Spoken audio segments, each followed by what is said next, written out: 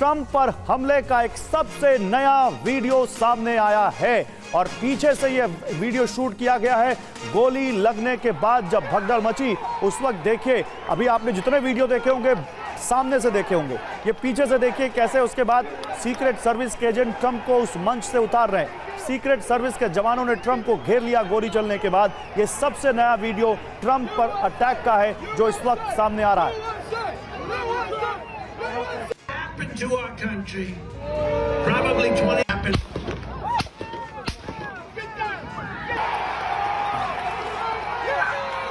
और एक और बड़ी खबर है, देखिए ट्रंप की सुरक्षा में मौजूद स्नाइपर्स पर सवाल उठ गए हैं। सोशल मीडिया पर ट्रंप समर्थकों का दावा, हमलावर के बारे में स्नाइपर्स को पहले से पता था। 42 सेकंड पहले स्नाइपर्स ने पोजीशन ले ली थी। ये तस्वीरें सोशल मीडिया पर विवाद का विषय बन गई हैं। ये दुनिया भर में अब जो ट्रंप समर्थक हैं वो इन तस्वीरों को पोस्ट कर रहे हैं, शेयर कर रहे हैं और कह रहे हैं कि आखिर कैसे स्नाइपर्स को पहले से पता था उस हमलावर के बारे में।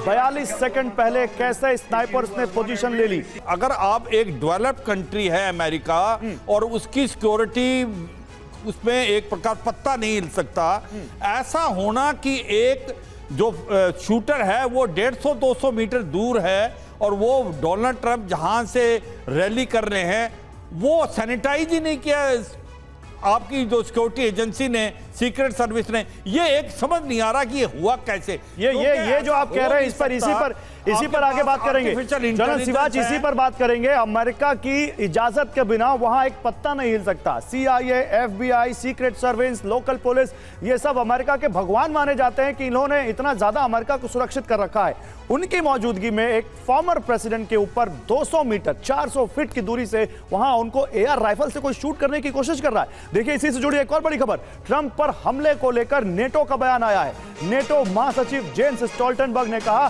ट्रंप की हत्या की कोशिश से मैं स्तब्ध हूं। लोकतंत्र में राजनीतिक हिंसा की जगह नहीं है। नेटो स्वतंत्रता और मूल्यों की रक्षा के लिए साथ है।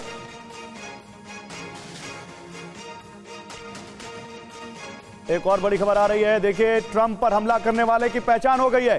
थॉमस मैथ्यू नाम के शख्स ने यह फायरिंग की थी। 20 साल का मैथ्यू पेंसिल्वेनिया का रहने वाला था। मैथ्यू ने AR-15 राइफल से ट्रंप पर फायरिंग की। उसको पकड़ लिया गया और उसको वहां पे शूट कर दिया गया। मैथ्यू थॉमस नाम के इस शख्स ने फायरिंग की थी। कुल 2 लोगों की मौत हुई है। इसमें एक ये वो शख्स जिसने ट्रंप पर गोली चलाई, उनकी हत्या करने की कोशिश की, उसको भी वहां पर ढेर कर दिया सीक्रेट सर्विस एजेंट्स ने। और उसी से जुड़ा एक और अपडेट है, ट्रंप की पार्टी से जुड़ा हुआ है हमलावर, FBI कह रही है। थॉमस मैथ्यू का वोटर आई कार्ड सामने आया जिससे खुलासा हुआ रिपब्लिकन पार्टी का वोटर था हमलावर थॉमस मैथ्यू। बाइडेन की डेमोक्रेटिक पार्टी को डोनेशन दे चुका था। अब आप देखिए कितना ज्यादा ये यहां पर विरोधाभास है।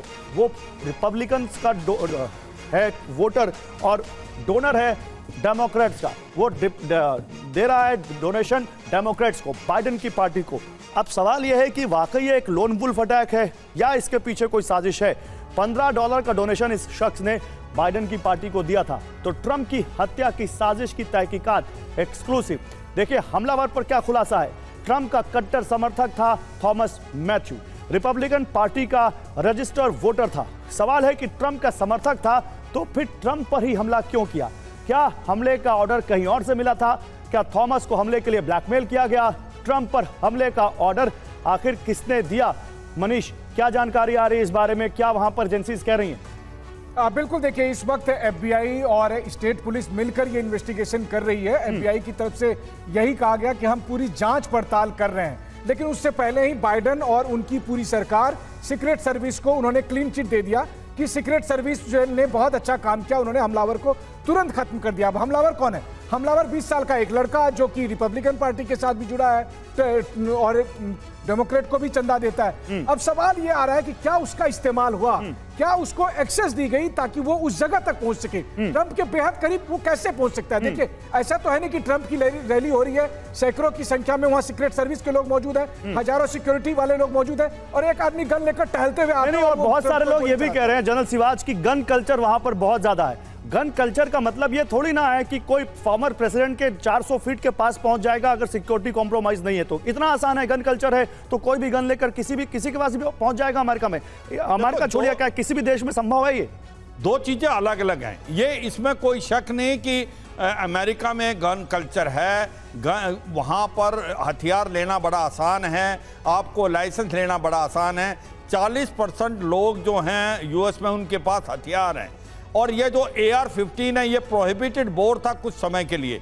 अगर आप देखें कि कॉन्स्टिट्यूशन में सेकेंड अमेंडमेंट पे एक है कि हर आदमी अपना वेपन ले सकता है, और अगर वो उसके अगेंस्ट आप करते हो तो कहते हैं। लेकिन उसका मतलब थोड़ी ना है कि वो प्रेसिडेंट के पास पहुंच जाएगा गन लेकर। यही मैं आगे बताने वाला था गौरव। ये बातें तो सब ठीक है, मगर AR-15 जो है M16 मिलिट्री जो वेपन है उसका रूप है। इतना बड़ा वेपन लेके किस प्रकार से 300-250 किलोमीटर 250 मीटर के करीब आप आ सकते हो। डोनाल्ड ट्रंप जो कि आप खुद कह रहे हैं 3 किलोमीटर तक का एरिया सैनिटाइज किया जाता है, 3 लेयर वहां सिक्योरिटी होती है, तो जाहिर सी बात है कि वो शख्स जो इतनी डोमिनेटिंग पोजीशन में पहुंच गया AR राइफल लेकर, क्या बिना किसी मिलीभगत के ये संभव है जनरल सी बात?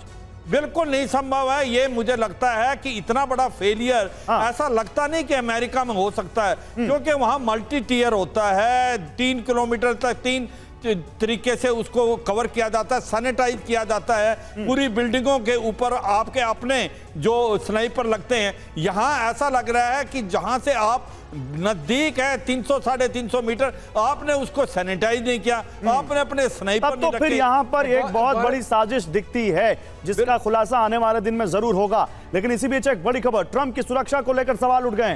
ट्रंप की रैली में सुरक्षा के पुख्ता इंतजाम नहीं थे, ये जानकारी सामने आ रही है। रूफ टॉप की सुरक्षा को लेकर अनदेखी का आरोप, जहां पर यह आरोपी मौजूद था। 2 पूर्व FBI अधिकारियों का आरोप, FBI का दावा नहीं मांगी गई थी अतिरिक्त सुरक्षा।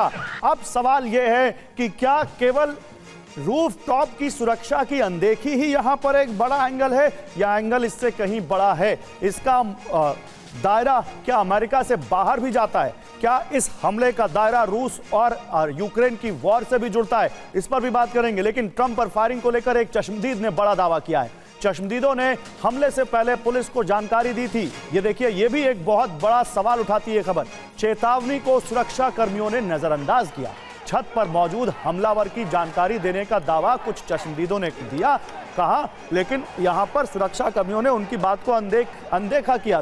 साफ समझिए कि आपको अक्सर बताया जाता है कि कैसे भारत की पुलिस कुछ भी हो जाने के बाद देर से पहुंचती है। यहां तो पुलिस पहले से मौजूद थी और उसको लोग कह रहे थे अमेरिका में कि भाई देखो, एक शख्स है जिसके पास राइफल है, वो वहां पर रेंग रहा है। पुलिस ने उस शख्स की बात मानी नहीं, और ये किसी और की सुरक्षा नहीं, देश के पूर्व राष्ट्रपति की सुरक्षा थी। हो सकता है वो आने वाले दिनों में राष्ट्रपति बन भी जाए, उस शख्स की सुरक्षा का ये हाल है अमेरिका में। तो ट्रंप की सुरक्षा कितनी मजबूत, आइए आपको दिखाते हैं। 24 घंटे अमेरिका के सीक्रेट सर्विस के एजेंट उनके पास होते हैं, और उन एजेंट्स के पास क्या हथियार होते हैं? ग्लॉक 19 Gen 5 MOS पिस्टल उनके पास होती है, FNP 90 सब मशीन गन होती है उनके पास, SR-16 CQB असॉल्ट राइफल होती है उनके पास। मुझे मालूम है बहुत सारे दर्शकों को हमारे नहीं मालूम होगा कि ये कैसे हथियार हैं। जेम्स बॉन्ड की मूवीज आपने देखी होंगी, बड़ी बड़ी हॉलीवुड मूवीज देखी होंगी, कुछ इस तरह से भी हथियार वहां पे उनके वहां सीक्रेट सर्विस एजेंट्स के पास होते हैं, जो किसी को भी कहीं पर भी निपटा सके। वो हथियार सीक्रेट सर्विस लेके घूम रही है, और एक शख्स डोनाल्ड ट्रंप पर गोली चला देता है। 1865 यूएस सीक्रेट सर्विस की स्थापना हुई। 1901 अमेरिकी राष्ट्रपति की सुरक्षा का जिम्मा सीक्रेट सर्विस को मिलता है। 1958 में फॉरवर्ड प्रेसिडेंट एक्ट पास होता है, और 1965 पूर्व राष्ट्रपति की सुरक्षा का जिम्मा सीक्रेट सर्विस को दिया जाता है। लेकिन अमेरिका में कई सारे प्रेसिडेंट्स, कई सारे फॉर्मर प्रेसिडेंट्स की हत्या हुई है, उसके बावजूद इतनी ज्यादा लापरवाही एक फॉर्मर प्रेसिडेंट की सुरक्षा में, यह बहुत बड़ा सवाल है। पूर्व राष्ट्रपति की पत्नी और बच्चों की सुरक्षा भी यही करती है। अब देखिए, कार्यक्रम से पहले सुरक्षा घेरा मैं आपको समझा देता हूं। आप समझिए कैसे एक फॉर्मर प्रेसिडेंट के कार्यक्रम से पहले वहां पर सुरक्षा घेरा होता है। कार्यक्रम स्थल से 1 किलोमीटर के दायरे की सघन जांच होती है, हालांकि जांच का दायरा और बड़ा होता है। आसपास की इमारतों की छतों का निरीक्षण किया जाता है। अब यह बहुत बड़ा सवाल है, अगर किया जाता है, ये SOP है, तो वो हमलावर रूफटॉप पर कैसे पहुंचा? जांच के बाद सिक्योरिटी बैरिकेडिंग होती है, मेटल डिटेक्टर से होकर ही कार्यक्रम में एंट्री मिलती है। ट्रंप की गाड़ी के आगे पीछे एक मजबूत सुरक्षा घेरा होता है। पोडियम और स्टेज के आसपास 2 दर्जन से ज्यादा जवान मौजूद होते हैं। उसके बाद ट्रंप पर गोली चल गई। ट्रंप की सुरक्षा में क्या भारी चूक हुई है? कैसे आप इसको समझिए। पहले मैं आपको, अभी टेक्स्ट पार्ट बाद में, पहले आप इस मैप को देखिए। ये देखिए, ये ट्रंप यहां पर मंच था, पेंसिल्वेनिया में भाषण दे रहे थे। सीक्रेट सर्विस के स्नाइपर्स उसी के बगल में, जहां हमने आपको दिखाया, यहां पर थे। शूटर की लोकेशन जहां ट्रंप भाषण दे रहे थे उससे 400 फीट सामने, बिल्कुल उनको डोमिनेटिंग पोजीशन में वहां पर थी। रूफ टॉप पे शूटर था और उसने वहां से एआर राइफल से वो गोली चलाई और यहां ट्रंप के कान को छूते हुए गोली गई। सोचिए, वो गोली अगर कुछ सेंटीमीटर इधर उधर होती तो क्या हाल होता ट्रंप का। फिर सीक्रेट स्नाइपर सर्विस स्नाइपर्स ने उस शूटर को टारगेट किया और वहीं पर उसको ढेर कर दिया। 400 फीट की दूरी। अब आप यहां आइए। राइफल के साथ वो शख्स जो था वो मौजूद था। एआर राइफल जो मिलिट्री ग्रेड राइफल्स होती है, और उस राइफल से उसने ट्रंप पर फायरिंग की। 8 राउंड फायरिंग हुई है। ट्रंप के दाहिने कान पर गोली लगी है। आपने देखे होंगे वो विजुअल, खून वहां पर उनके चेहरे पर आ गया। वो तस्वीरें भी हम आपको और दिखाएंगे इस शो के दौरान। सीक्रेट सर्विस स्नाइपर्स ने फिर उस हमलावर को मार गिराया। तो सवाल यह है कि आखिर यहां पर यह कैसे संभव है? बिल्कुल यहां पर ऐसा लगता है कि ट्रंप की सुरक्षा के साथ कहीं कोई खुलवाड़ किया गया है क्या? अब कुछ सिक्योरिटी पर सवाल है, ट्रंप पर हमले से उठते सवाल हैं। चश्मदीद की बात अनसुनी क्यों की वहां पर? छतों की जांच हुई तो हमलावर वहां पर कैसे पहुंचा? कड़ी सुरक्षा के बीच हमला कैसे हो गया? ये सारे सवाल प्रोफेसर अमिताभ अगर आपके समझ में आते हैं। हमने देखा है सर, जॉन एफ कैनेडी को देख लीजिए, अब्राहम लिंकन को देख लीजिए, इससे पहले अमेरिका में अभी जो वहां पर हमने देखा, वहां गन कल्चर देख लीजिए। उसके बाद अगर इतना बड़ा प्रोटोकॉल है एक फॉर्मर प्रेसिडेंट की सुरक्षा का, तब तो sir something is wrong there. नहीं, बिल्कुल रॉन्ग है। आप यही समझ लीजिए ना, अगर 40% घरों में फायर आर्म्स हैं और हम 4 लोग हैं यहाँ, इनमें से 2 लोग के पास फायर आर्म्स हो, तो उसको डिटेक्ट करना किसी भी पब्लिक मीटिंग में बहुत डिफिकल्ट होता है। और रही बात, आपने देखा होगा yitzhak राबिन की इजराइल में हत्या हुई थी 90 के दशक में, मोसाद उनकी सिक्योरिटी का जिम्मा लेता था। उसने भी पहली बुलेट को उनको बचा नहीं पाया और yitzhak राबिन मारे गए। कोई भी सुरक्षा फुल प्रूफ नहीं हो सकती, लेकिन यहां पर जिस तरह से दिखाया जा रहा है कि वो छत के ऊपर खड़ा था, उसको किसी ने डिटेक्ट नहीं किया और फिर वो गोली चलाता है और फिर ट्रंप को गोली लगती है। अगर वो ज्यादा स्नाइपर अगर बहुत क्लियर रहता तो क्या कर सकता था? लेकिन इसमें एक बात तो बहुत क्लियर है ही कि जिस तरह के पैशंस अराउज किए गए हैं इस बार के प्रेसिडेंशियल इलेक्शन में, वो वायलेंस अब और बढ़ेगा। अब बाइडेन और ट्रंप को छोड़ दीजिए, अब लोकल इलेक्शंस में भी या लोकल नहीं, हमने कैपिटल हिल में जो ट्रंप समर्थकों की वायलेंस देखी है, क्या वो और अग्रेसिव हो जाएंगे इस हमले के बाद, आपको लगता है? नहीं, बिल्कुल होंगे। और ट्रंप उनको उकसाते भी हैं, आप इसमें कोई दो मत नहीं है। आपने देखा भी होगा, तुरंत बाद उसके बाद फाइट फाइट फाइट करके 3 बार वो चिल्ला रहे हैं। और जिस तरह से उकसावे की कार्रवाई उनके द्वारा की जा रही है, उनके सपोर्टर्स बहुत प्रोवोक होंगे और आने वाले दिनों ये आपने बड़ा एंगल दे दिया। देखिए, मैं इस पर आगे बात करूंगा, लेकिन एक बड़ी खबर आ रही है। डोनाल्ड ट्रंप पर हमले पर एफबीआई का बयान आया है। इस घटना से जुड़ी सभी जानकारी जुटा रहे हैं, ये एफबीआई ने कहा है। हमलावर की मंशा अभी साफ नहीं है, जांच जारी है। एफबीआई ने दावा किया है हमलावर को तत्काल मार गिराने में सफल रहे। हाँ, ये उनकी कामयाबी है कि हमलावर को तत्काल मार गिराया, लेकिन हमलावर ने बुलेट तो फायर कर दी, हमलावर की गोली निशाने पर नहीं लगी, वो अलग बात है। देखिए, इसी बीच एक और बड़ी खबर है। ट्रंप पर हमले को लेकर बहुत बड़ा दावा, ट्रंप की हत्या करना चाहता था हमलावर, ये एफबीआई कह रही है। ट्रंप की गोली मारकर हत्या करने की कोशिश थी, ट्रंप की हत्या की कोशिश के नजरिए से जांच कर रहे हैं, एफबीआई कह रहा है। और भी हमलावरों के शामिल होने की आशंका है, एफबीआई ने कहा है। यानी एफबीआई मान रहा है कि इस हमलावर के पीछे कोई है, ये वो लोन वुल्फ अटैक नहीं है। एफबीआई और स्पेशल सर्विसेज फायरिंग की जांच कर रही है। मनीष, एफबीआई कह रही है कि यह अकेला नहीं था, इसके पीछे कुछ और लोग हो सकते हैं। मैं क्लियर सवाल पूछता हूं, क्या एफबीआई ये कहने की भी कोशिश कर रही है कि इसके पीछे बाहर किसी ताकत का हाथ हो सकता है? और इसको और क्लियर पूछें तो क्या रूस का हाथ भी होने का भी आशंका जता सकती है एफबीआई? देखिए, जहां तक रूस और यूक्रेन का सवाल है, तो चूंकि ट्रंप रूस यूक्रेन युद्ध में बहुत हद तक यूक्रेन के खिलाफ है, तो ऐसी स्थिति में फिलहाल अभी रूस के लिए वो बहुत ही फेवरेबल कैंडिडेट हैं। अगर अभी अमेरिकी राष्ट्रपति चुनाव में देखें तो पुतिन भी बहुत हद तक ट्रंप को पसंद करते हैं। ये कहा जाता है कि रूस चाहता है कि ट्रंप जीत जाए। तो वैसी स्थिति में कम से कम रूस अभी कोशिश नहीं करेगा कि ट्रंप को मारा जाए और बाइडेन के लिए ग्रीन सिग्नल मिल जाए। अब यूक्रेन कर सकता है, तो देखिए युद्ध का विरोधी है ट्रंप। स्लोवाकिया के प्रधानमंत्री युद्ध के विरोधी थे, उस पर जानलेवा हमला हुआ। युद्ध के विरोधी, इस युद्ध के विरोधी ट्रंप है, उस पर जानलेवा हमला हुआ। तो अगर यूक्रेनियन साजिश सामने आई तो कोई अलग बात होगी। इसके अलावा तीसरी और कौन हो सकता है? तो अमेरिका में ही जो हथियार सप्लाई करने वाली कंपनी है या हथियार की जो लॉबी है, जो चाहती है कि रूस यूक्रेन युद्ध हो, और वो जो सोचता है कि नवंबर में अगर ट्रंप जीत के आ गया तो ये युद्ध बंद करना पड़ेगा, वो जरूर चाहेंगे कि ट्रंप जिंदा ना रहे। तो इस युद्ध का सबसे बड़ा कनेक्शन ट्रंप से यही है। इन सबसे अलग आप देखिए, आखिरकार उस हमलावर को देखिए, अमेरिका में गन कल्चर है, ये बात सही है, लेकिन गन लेकर आप एयरपोर्ट नहीं चले जाते हैं। सही बात है। गन लेकर आप इलेक्शन रैली में नहीं जाते। बिल्कुल सही बात है। खुद इलेक्शन रैली में गया हूं, वहां पर गन लेकर इलेक्शन रैली में जाने की इजाजत नहीं है। इसीलिए जितने भी आई विटनेस है वो यही तो कह रहे हैं। एक आदमी को उन्होंने गन लेकर देखा तो उन्होंने पैनिक मचाया, ये आदमी गन लेके कैसे आ गया, गन लेके कैसे आ गया, बट सिक्योरिटी वालों ने कुछ नहीं किया, इसका परिणाम ये गोली चली। ये सिक्योरिटी वालों पर घूम घूम कर जो सुई आ रही है, सिक्योरिटी वालों को आने वाले दिनों में कड़े सवालों का सामना करना पड़ेगा। मुझे लगता है FBI जरूर वहां जो सिक्योरिटी में लगी थी उससे उन सभी सिक्योरिटी के जो जिम्मेदार हैं उनसे बड़े सवाल पूछेगी। लेकिन एक बड़ी खबर है, ट्रंप पर हमले के बाद बाइडेन एक्शन में आ गए। बाइडेन ने एक इमरजेंसी मीटिंग बुलाई। ट्रंप की सुरक्षा में चूक को लेकर बाइडेन ने एक बैठक की है, क्योंकि बाइडेन की सरकार है, जाहिर सी बात है उनसे भी सवाल पूछे जाएंगे। बाइडेन की सरकार में जरूर इसको लेकर हड़कंप मच गया होगा। एक इमरजेंसी मीटिंग व्हाइट हाउस में बुलाई गई। हम तस्वीरें भी आपको दिखा रहे हैं बाइडेन की। बाइडेन ने क्या कहा, आइए आपको दिखाते हैं, जरा बिग वॉल पर लाइए। एक इमरजेंसी मीटिंग यहां पर जो हुई आज व्हाइट हाउस में, बाइडेन ने जो इमरजेंसी मीटिंग की, उन्होंने कहा अमेरिका में ऐसी हिंसा की जगह नहीं है। बाइडेन का एक्शन क्या हुआ? बाइडेन ने तुरंत एक इमरजेंसी मीटिंग व्हाइट हाउस में बुलाई। बैठक में शामिल कौन थे? सुरक्षा अधिकारी शामिल थे इसमें, और लॉ एनफोर्समेंट एजेंसी के अधिकारी इसमें शामिल थे। अब एक सीधा सवाल यहां पर प्रोफेसर अमिताभ, मुझे जल्दी से एक छोटा सा जवाब, बाइडेन के इलेक्शन कैंपेन पर इस हमले का कितना असर पड़ेगा? नहीं, बिल्कुल पड़ेगा, और बाइडेन इस समय बैकफुट पर आएंगे, या बाइडेन पार्टी इस समय बैकफुट पर रहेगी।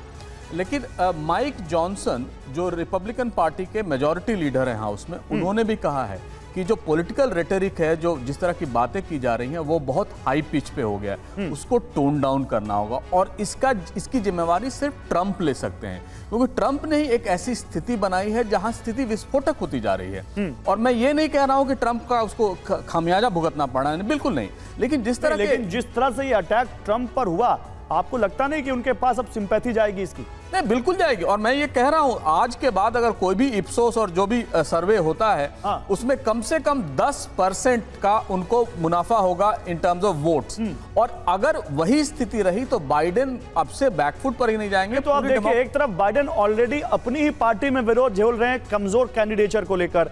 वो कहा जा रहा है कि उनकी पार्टी, उनके डोनर्स, उनके जो लॉबीस्ट हैं, उनको बदलना चाहते हैं, और उसके बाद इस तरह का हमला हो जाना जहां बाइडेन को फिर से बैकफुट पर आना पड़ रहा है, ये बाइडेन के लिए एक डबल वैमी टाइप है। लेकिन मैं इस पर बात करूं उससे पहले एक बड़ी खबर आ रही है।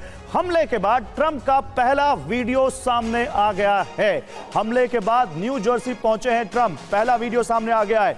चुनाव रैली जारी रखेंगे डोनाल्ड ट्रंप, ये वो कह रहे हैं। तो ट्रंप का जोश हाई है, हमले के बाद भी उनके हौसले पस्त नहीं हुए, और वो ये कह रहे हैं, आपने देखा होगा वो विजुअल, किस तरह से ट्रंप हमले के तुरंत बाद उठ खड़े हुए, चेहरे पर खून आ गया, लेकिन उसके बावजूद उठ खड़े हुए और हाथ ऊपर करके कह रहे हैं, या हम अभी ताकत से लड़ेंगे। और ये देखिए, अब ये तस्वीर आई है न्यू जर्सी पहुंचने के ट्रंप की, जहां पर हमले के तुरंत बाद ट्रंप न्यू जर्सी पहुंच गए, और खबर है कि चुनाव का कार्यक्रम जारी रखेंगे। ये बहुत अहम है।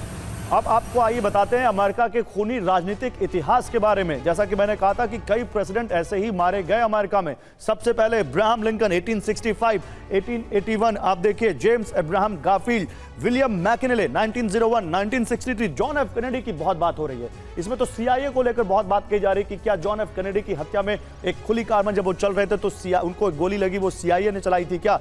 अब यह सवाल है, राष्ट्रपति की हत्या की कोशिश कब कब हुई यह भी समझिए। 1950 हैरी एस ट्रूमैन, इनकी हत्या की कोशिश हुई। 1975 जेराल्ड फोर्ड की हत्या की कोशिश हुई। 1981 रोनाल्ड रीगन की हत्या की कोशिश हुई। जॉर्ज W बुश 2005 में इनकी हत्या की कोशिश हुई। जल्दी से इस पर एक छोटा सा रिएक्शन में, क्या इस पूरे हत्या की कोशिश के बाद मनीष अब आगे अमेरिका में, जबकि हमने 9/11 के बाद देखा था सिक्योरिटी अरेंजमेंट्स और पूरे इक्वेशन सिक्योरिटी के बदल गए थे अमेरिका में और पूरी दुनिया पर उसका असर पड़ा था। क्या इसके बाद भी वहां पे कुछ अब चेंज होने वाला है?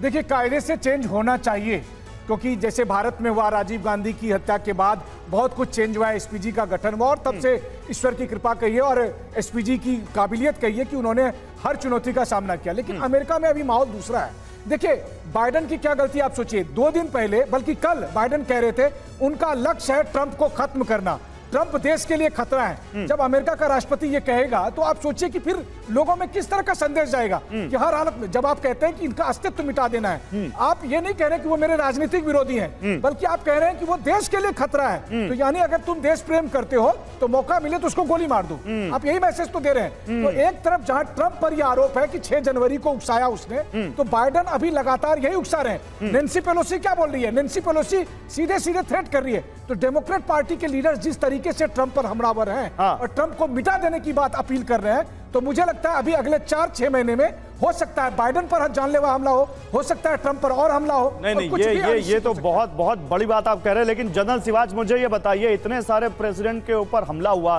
कुछ नहीं रहे, कुछ बच गए, उसके बावजूद अगर एक बार फिर से वैसा ही रिपीट कुछ होता है तो एज अ सिक्योरिटी एक्सपर्ट आप सबसे ज्यादा जिम्मेदारी किसकी मानते हैं? देखो, हर जो हमला होता है उसमें कुछ नया होता है, मगर इस हमले में कोई नया नहीं था, इसमें तो ब्लंडर किया है। जो एसओपी प्रोटोकॉल होता है, अगर उसके तहत जो सीक्रेट सर्विस काम करती तो यह हमला होता ही नहीं। तो इस हमले में तो लकूना छोड़ा, इसीलिए कहते हैं कहीं इसमें साजिश की बू आ रही है कि ऐसा कैसे हो सकता है कि 200 मीटर दूर आपने वो बिल्डिंग जो डोमिनेट कर रही है आपकी रैली के इलाके को, उसको आपने सैनिटाइज नहीं किया, वहां पर आपने ऑक्यूपाई नहीं किया। तो ये सच्चाई है कि इसमें मुझे एक जानकारी और दीजिए। 20 साल का लड़का, क्योंकि वो थॉमस मैथ्यू, उसकी उम्र 20 साल बताई जा रही है, वो अगर एक मिलिट्री ग्रेड राइफल से इतना सटीक निशाना लगा रहा है तो क्या वो उसको कोई ट्रेनिंग दी गई होगी? क्या कोई उसके पीछे था जिसने उसको बताया कि इतने सटीक तरीके से, क्योंकि कान से गोली छू के गई है सर, और वो भी कहा जा रहा है कि ट्रंप ऐसे मुड़ गए थे, अगर मुड़ते नहीं तो पता नहीं क्या होता। बिल्कुल, देखो, इस नहीं है कि ये अकेला नहीं था, ये एक साजिश का हिस्सा है। ये ट्रेंड है, मोटिवेटेड है। किस प्रकार से AR-15 राइफल लेके आ गया। बहुत अच्छा पॉइंट रेज हुआ था कि आप राइफल तो ले सकते हैं मगर आप रैली में नहीं ले जा सकते, आप एयरपोर्ट में नहीं, रेलवे स्टेशन नहीं, उसका राइफल लेके आना, उसने एक स्टिक बिल्कुल एम करना, ये तो भगवान की दया है कि किस प्रकार से डोनाल्ड ट्रंप बच गए, नहीं तो वो कान से निकलती हुई उसकी बुलेट गई है। इसका मतलब बहुत बड़ी चूक हुई है और ये जो भी हुआ ये साजिश का एक पूरा का पूरा वो है। इस पर इन्वेस्टिगेशन करेगी FBI तो पता चलेगा इसके पीछे कौन है। ये हो ही नहीं सकता। मैं मनीष के पास जाऊंगा। मनीष, कोई एक्शन अभी तक कुछ भी जो अमेरिका का जो एडमिनिस्ट्रेशन है उसकी तरफ से, जो सिक्योरिटी में लगे थे ट्रंप की सिक्योरिटी में, उनके ऊपर कोई एक्शन अभी तक? देखिए, अभी तक का सबसे बड़ा एक्शन यह है कि अमेरिकी संसद ने सीक्रेट सर्विस के जो डायरेक्टर है उसको समन किया है और सोमवार को उनको पूछताछ की जाएगी। उनसे पूछा जाएगा कि आप इसकी जिम्मेदारी लेती है कि नहीं, सुरक्षा में कहां चूक हुई, किसकी गलती थी और इसके बदले में उन पर क्या एक्शन लिया जाएगा। तो ये जो संसद की वहां की कमेटी है उन्होंने समन किया है, तो उसके बाद देखते हैं। लेकिन उससे पहले ही बाइडेन साहब ने क्लीन चिट दे दी कि सीक्रेट सर्विस ने शानदार काम किया। अरे भाई, शानदार काम किया, गोली चलाने के बाद उनको मारा गया, लेकिन वो गोली चलाने वाला वहां तक पहुंचा कैसे? और जब पहुंचा और जब लगातार आई विटनेस कह रहे थे कि यहां पर वो आया है, तो फिर आपने क्यों नहीं मारा? तो इसीलिए बहुत ही ज्यादा ये पॉलिटिकल एंगल बना हुआ है, पॉलिटिकल फाइट बना हुआ है। बाइडेन चाहेंगे कि सीक्रेट लेकिन एक एंगल प्रोफेसर अमिताभ जो रेज हुआ वो ये कि हाल फिलहाल में जो लोग युद्ध रोकना चाहते हैं या जो रूस और यूक्रेन के युद्ध के खिलाफ हैं उन पर हमले हुए हैं, आप उसको उस दावे को इस हमले से कैसे जोड़ के देखते हैं? देखिए, ये जो लड़का है ये 20 साल का है। 4 साल पहले जब बाइडेन चुन के आए थे तो ये 16 साल का रहा होगा और जब ट्रंप चुन के आए थे तो 12 साल का रहा होगा। यानी इसको वो एक्सपीरियंस नहीं है ऑफ सीइंग अमेरिकन पॉलिटिक्स। पहली चीज, इसमें जरूर कोई कॉन्स्पिरेसी है और सिर्फ यूक्रेन से जोड़ के और गन कल्चर से जोड़ के और आयुध का जो इस समय ट्रेडिंग हो रही उसको लेके इसमें कुछ एक इजरायली एंगल भी जरूर होगा। I mean, मैं एकदम अपने आप से सोच के कह रहा हूं कि ये लड़का बहुत मोटिवेटेड है और ये कोई मिसक्रिएंट नहीं था कि कहीं गोली चला दिया, कोने में आवाज आई तो लोग दौड़े, नहीं। ये एक शार्प शूटर था जो एक छत के ऊपर से AR-15 राइफल लेके था, यानी इसमें कोई कॉन्स्पिरेसी है और ये कॉन्स्पिरेसी लोकल नहीं हो सकती है। ये कॉन्स्पिरेसी जरूर पूरे अमेरिका स्पेसिफिक पॉलिटिक्स को लेकर ये है। आपने बहुत बड़ी लाइन दी है कि ये कॉन्स्पिरेसी लोकल नहीं हो सकती है। ये लड़का 20 साल का अकेले, उसको सपना नहीं आएगा कल आएगा AR राइफल लेकर और ट्रंप को ऊपर गोली चला देगा। तो ये हाईली मोटिवेटेड था, कोई था जो इसको इसकी ट्रेनिंग दे रहा था, कोई था जो इसके पीछे था, जो इसको ट्रंप पर हमले के लिए लगातार उकसा रहा था और उसको उसने ट्रेन किया था। अब बात इजराइल वॉर की आई है, देखिए उससे जुड़ी अब बात हम करते हैं, क्योंकि हमने कहा था कि हम आज 2 यहां पर मुद्दे लेकर आएंगे। ट्रंप पर अटैक के जितने सुराग थे हमने यहां पर खंगाले, लेकिन मोहम्मद दाएफ ये हमास का बहुत बड़ा लीडर है और इसकी मौत का सुराग अब आपके सामने रखते हैं, क्योंकि इसको लेकर बहुत बड़े दावे किए जा रहे हैं और ये हमास को बहुत बड़ा सेटबैक है। हमास हालांकि इसको मानने को तैयार नहीं है। एक बड़ी खबर देखिए, मोहम्मद दाएफ की मौत पर हमास का बड़ा दावा। हमास ने दाएफ की मौत से इनकार किया है। नेतन्याहू ने भी दाएफ की मौत की पुष्टि से इनकार किया। डेड बॉडी मिलने तक मौत की पुष्टि नहीं हो सकती, यह कहा है नेतन्याहू ने। लेकिन मोहम्मद दाएफ की ज्यादातर एक तो तस्वीरें नहीं है दुनिया में, थोड़ी बहुत जो तस्वीरें हैं उसमें से एक तस्वीर हम आपको दिखा रहे हैं। मोहम्मद दाएफ की डेड बॉडी तक अभी तक नहीं मिली है। कहा जाता है कि मोहम्मद दाएफ ही वो शख्स है जिसने हमास के उस अटैक की पूरी रूपरेखा रची, वो मास्टरमाइंड था जो वहां पर इजराइल पर हमास ने किया था। एक और बड़ी खबर, हमास का नया कमांडर बना मोहम्मद सिनवार। मोहम्मद दाएफ की जगह लेगा मोहम्मद सिनवार। हमास प्रमुख याया सिनवार का भाई है मोहम्मद सिनवार, तो अब दाएफ की जगह मोहम्मद सिनवार को हमास का नया कमांडर बना दिया गया है। हमास का नया सैन्य कमांडर। अब यहां पर अल कस्साम जो हमास की सैन्य ब्रिगेड है उसका मोहम्मद दाएफ नाम का ये कमांडर जो कि मारा गया। मोहम्मद दाएफ के बारे में कहा जाता है कि वो व्हील चेयर पर था, उसके पास वहां पर कुछ भी नहीं थे, वो उसका एक हाथ तक नहीं था मोहम्मद दाएफ का, दोनों पैर नहीं थे। उसके बावजूद मोहम्मद दाएफ वहां पर सुरंग में रहकर पूरी दुनिया को हिलाए हुए था और इजराइल पर उसने अटैक करवाया था। अब सवाल है कि एक तरफ हमास दाएफ की मौत से इनकार कर रहा है, तो वही दूसरी तरफ दाएफ की गद्दी पर मोहम्मद सिनवार को बिठाया जा रहा है। इसका मतलब क्या है, आइए जरा बिग वॉल पर बात करते हैं इस पर। तो गाजा में इजरायली सेना को बहुत बड़ी कामयाबी मिल गई है। गाजा का गॉडफादर कहे जाने वाला अल कस्साम ब्रिगेड का चीफ मोहम्मद दाएफ मारा गया है। दाएफ पर 83,52,000 रुपए का इनाम था दाएफ पर। और इसके बाद वहां पर अब इजराइल के हमले में राफा सलामे भी खत्म हो गया और उस पर कितना था, वो खान यूनिस ब्रिगेड का चीफ, उस पर था 1,67,04,000 रुपए का इनाम। इजराइल के टारगेट पर हमास के अब कौन कौन से लीडर और कमांडर हैं ये भी जान लीजिए। गाजा में हमास का चीफ, इसके लिए देखिए ये है हमास का याया सिनवार जो कि हमास का चीफ है गाजा में, इस पर 3,34,00,000 रुपए का इनाम है। अब इसके अलावा मोहम्मद सिनवार जिसने दाएफ की जगह ली है उस पर 2,50,00,000 रुपए से ज्यादा का इनाम है, यानी 2.5 करोड़ का। और इसके साथ ही इजरायली सेना के रडार पर हमास चीफ इस्माइल हानिया और अल कस्साम का मौजूदा डेप्यूटी चीफ मारवन इस्सा भी है। माना जा रहा है कि दाएफ की मौत के बाद मारवन इस्सा ही अल कस्साम की कमान संभालेगा।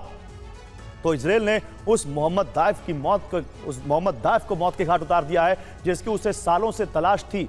सवाल यही है कि आखिर इजरायली सेना को यह सफलता कैसे मिली, ना कभी दिखने वाला ना हाथ आने वाला मोहम्मद दाएफ आखिर कैसे मारा गया। अब हम आपको आईडीएफ के 13 मिनट के ऑपरेशन की एक एक्सक्लूसिव डिटेल दिखाने जा रहे हैं।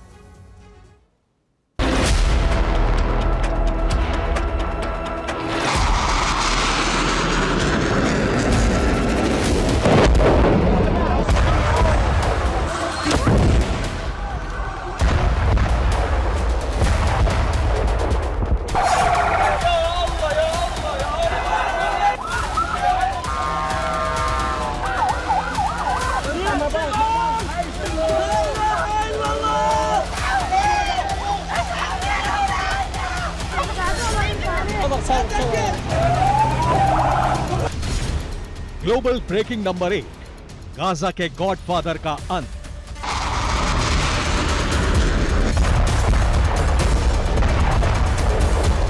गाजा में इजराइल ने अब तक का सबसे बड़ा और विध्वंसक हमला किया।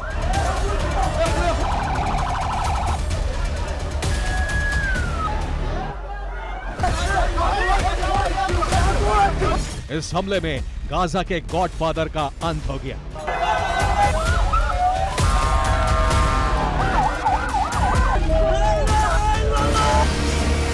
ग्लोबल ब्रेकिंग नंबर 2, हमास के मास्टरमाइंड का murder.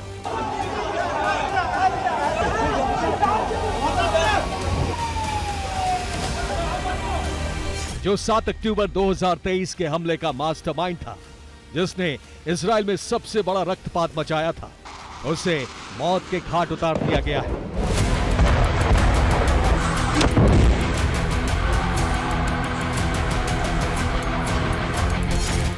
Global breaking number 3, Israel का दुश्मन दफन।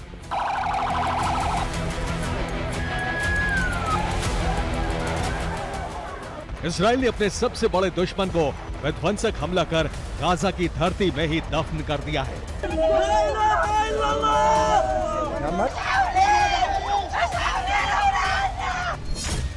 ग्लोबल ब्रेकिंग नंबर 4, अल कसाम का चीफ खत्म। नेतन्याहू और उनकी सेना का प्रण पूरा हो गया है। अल कसाम का चीफ खत्म हो चुका है।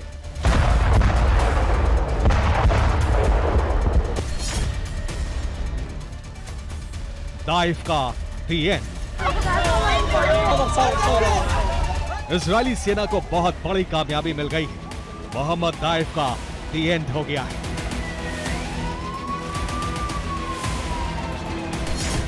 तारीख 13 जुलाई 2024, समय भारतीय समय के मुताबिक दोपहर 2 बजे, जगह खान यूनिस, गाजा। दक्षिण गाजा के खान यूनिस में इसी तरह एक के बाद एक 9 धमाके हुए। ये विस्फोट अल मवासी कैंप पर हुआ। इसी के साथ इजरायली सेना को बहुत बड़ी कामयाबी मिल गई। हमले में अल कसाम का चीफ मोहम्मद दाइफ का अंत हो गया। आईडीएफ ने उसी दाइफ को खत्म कर दिया जिसके कई नाम थे, मसलन गाजा का गॉडफादर, हमास का मास्टरमाइंड, हमास का बिग बॉस, इजराइल का सबसे बड़ा दुश्मन। 7 अक्टूबर 2023 को इजराइल में हुए नरसंहार के बाद नेतन्याहू और उसकी सेना ने कसम खाई कि वो इस्माइल हानिया और मोहम्मद दाइफ को किसी भी तरीके से, किसी भी पूरी कोशिश कर मार गिराएंगे। और आखिरकार 9 महीने बाद उनकी ये कसम पूरी हो गई है। 9 महीने से चल रही गाजा जंग में इजराइल के लिए ये अब तक की सबसे बड़ी और अहम कामयाबी मानी जा रही है। आईडीएफ ने इस बार हमास की मिलिट्री विंग के चीफ का खात्मा किया है। गाजा में हमास की ही सरकार है। हमास एक पॉलिटिकल विंग है, जबकि हमास के मिलिट्री विंग का नाम है अल कसाम। हमास का चीफ है इस्माइल हानिया, जबकि अल कसाम का चीफ था मोहम्मद दाइफ, वही दाइफ जिसका मर्डर हो चुका है। मोसाद के हमलों में मोहम्मद दाइफ के दोनों हाथ और पैर खराब हो चुके थे। उसकी सिर्फ एक आंख बची थी। जानकार बताते हैं कि मोहम्मद दाइफ ज्यादातर व्हील चेयर पर ही रहता है और जब वो व्हील चेयर पर बैठकर ही इजराइल में नरसंहार और उसे खत्म करने के आदेश भी देता रहता है। इजरायली खुफिया एजेंसी मोसाद ने दाइफ को मारने की 7 बार कोशिश की थी। वो 7 बार बच गया था, लेकिन 8वीं बार बच नहीं पाया। तो सवाल यही है कि सिर्फ 13 मिनट के अंदर मोसाद और आईडीएफ ने मोहम्मद दाइफ को गाजा की धरती में ही दफन कैसे किया, अब इसे समझिए। 9 महीने से दाइफ की लोकेशन को लगातार ट्रैक कर रही आईडीएफ को उसका पता मिला। मोसाद ने दाइफ की लोकेशन की जानकारी फौरन आईडीएफ को दी। इसके बाद इजरायली एयरफोर्स को गाजा में बड़े ऑपरेशन का ऑर्डर मिला। तेल अवीव एयरबेस से इजरायल के F-16 लड़ाकू विमानों ने उड़ान भरी और कुछ ही मिनटों में इजरायल के लड़ाकू विमान दक्षिणी गाजा में खान यूनिस के अल मवासी पहुंच गए। अल मवासी के जिस कैंप के नीचे सुरंग में दाइफ मौजूद था, वहां इजरायल ने F-16 फाइटर जेट से भीषण बमबारी की। यहां इजरायली फाइटर जेट ने कुल 9 MK-84 बमों की बरसात की और इसी के साथ ही इजरायली सेना ने दर्जनों ड्रोन भी दागे। आईडीएफ के ऑपरेशन में मोहम्मद दाइफ की मौत हो गई। हमले में 300 से ज्यादा लोग मारे गए।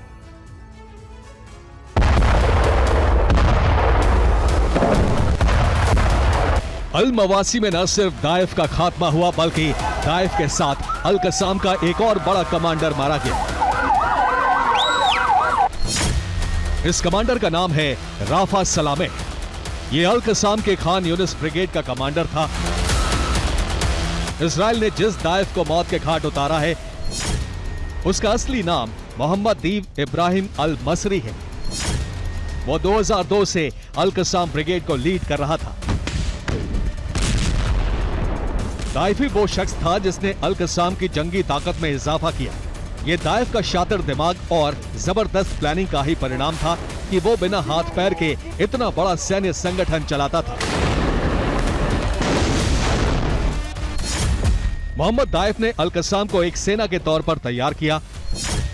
उसने लड़ाकों को सुरंग युद्ध और रॉकेट हमले के लिए तैयार किया।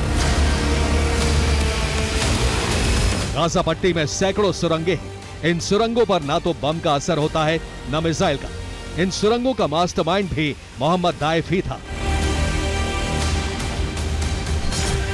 द सन की एक रिपोर्ट के मुताबिक मोहम्मद दाइफ गाजा के अंडरग्राउंड सुरंगों के नेटवर्क से कभी बाहर नहीं निकलता था। सुरंगों के नेटवर्क में वो हर रात अपना ठिकाना बदल लेता था। वो हमेशा नकाब में ही रहता था। उसकी सिर्फ परछाई दिखती थी। वो ना तो स्मार्टफोन का इस्तेमाल करता था, ना ही दूसरी डिजिटल टेक्नोलॉजी का। यही वजह है कि वो इतने सालों तक मोसाद और आईडीएफ को चकमा देता रहा। लेकिन इस बार उसकी हर होशियारी धरी की धरी रह गई। ये दाइफ ही था जिसने 7 अक्टूबर 2023 के हमले की पटकथा लिखी थी। दाइफ ने इजराइल के अभेद्य सुरक्षा चक्र को तहस नहस कर अपने लड़ाकों को न सिर्फ इजराइल के अंदर दाखिल करवा दिया, बल्कि बहुत बड़े नरसंहार को अंजाम दे दिया था। तभी से आईडीएफ दाइफ को दफन करने की तलाश में थी। ये तलाश अब पूरी हो चुकी है। हमास और अल कसाम का मास्टरमाइंड खत्म हो चुका है। हालांकि हमास ने दाइफ के मारे जाने की खबर को गलत बताया है। अब सवाल यही है कि अगर दाइफ मारा जा चुका है तो इसका परिणाम क्या होने वाला है? क्या गाजा युद्ध और भड़कने जा रहा है? फिलहाल तो यही माना जा रहा है कि गाजा की जंगी ज्वाला अब और विकराल रूप लेने जा रही है। दाइफ के बाद मारवन ईसा अल कसाम की कमान संभालेगा। हमास के गाजा चीफ याह्या सिनवार का रोल भी बढ़ने वाला है। माना जा रहा है कि दाइफ की मौत का बदला लेने के लिए अल कसाम ब्रिगेड एक और अल अक्सा फ्लड ऑपरेशन लॉन्च कर सकता है। ईरान समेत अरब के कई देश हमास के साथ आ सकते हैं और इस तरह से अरब में महाविनाश का सबसे बड़ा बवंडर आ जाएगा। Bureau report, TV9, Bharatvarsh.